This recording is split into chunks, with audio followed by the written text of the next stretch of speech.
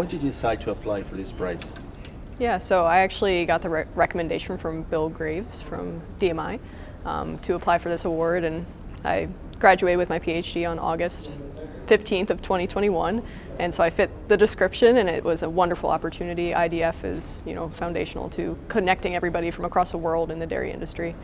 So it seemed like an amazing opportunity, and I love to present my research. Had research to present, so yeah, I applied. Good.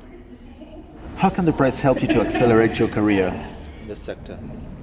So this award definitely helps me to network. So there are a bunch of people who just saw my presentation who I'm connected with them now. They know who I am, and I think collaboration. So research is very collaborative, and having that opportunity, having that network is amazing for research and just furthering the dairy sphere. Okay, what is your research about? So I have a lot of projects. The project I presented on today is specifically about casein nanoparticles, so dissociating this casein micelle, reaggregating it to encapsulate different compounds, which makes them more protected from external stimuli, as well as more bioavailable through the gastrointestinal tract. So just the best ways to do this, using high pressure homogenization and some other things. I also have separate projects on lactose and milk fat. I really cover all of dairy components. Good. Okay, how does your research contribute to the dairy sector? I think a lot of what we're looking at in dairy today adds value-added products, as well as a lot of what's been discussed at this meeting was the nutritional benefits of dairy products. And I think making these nanoparticles, encapsulating things, is a way to add value and a way to make what's already a wonderful product even more nutritional. So I think it really fits in with this meeting quite well. Great. How do you become interested in science? Yeah, so I think from a young age, I had some really inspirational teachers, even in grade school. So I remember my 7th grade science teacher, Mr. Stout, really getting me involved in even Science Olympiad at that age. And working my way through, I had great science teachers the whole way, and then I had some advisors at Penn State, where I got my PhD, who were actually phenomenal and amazing in my development as a researcher, so Dr. Federico Hart and Dr. John Coupland. But I had role models. I had these amazing role models who really, I love science originally, but they really encouraged me along the way and gave me opportunities to continue that growth. Great. What do you like the most about being a scientist? Every day is new. I feel like my brain expands every day, whether I'm teaching people, whether I'm conducting new experiments. I feel like I learn something new every day, reading literature, and I just feel like I'm growing and contributing more as a person, doing science and learning science. What do you feel most proud of in your career?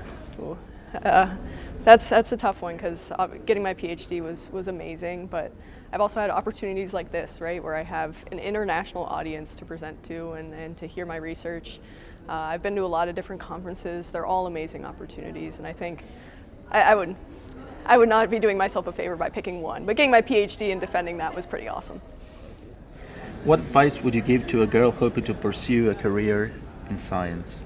I would say get excited about what you're doing. If you find something cool, express it.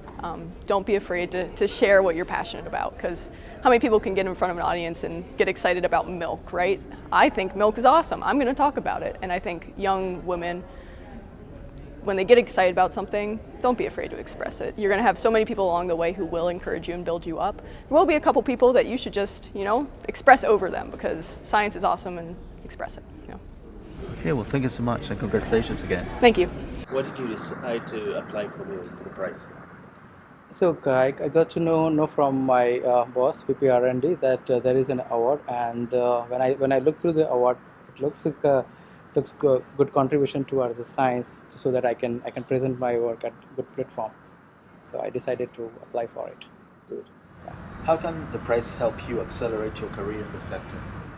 So with this prize, I was able to present my work through the global platform, and now it can help me to excel more in the research work in the clean label side. That is my main focus. Yeah. What is your research about? Can you describe it? Yes. So my research was about improving the functionality of milk protein using the fibrillation approach.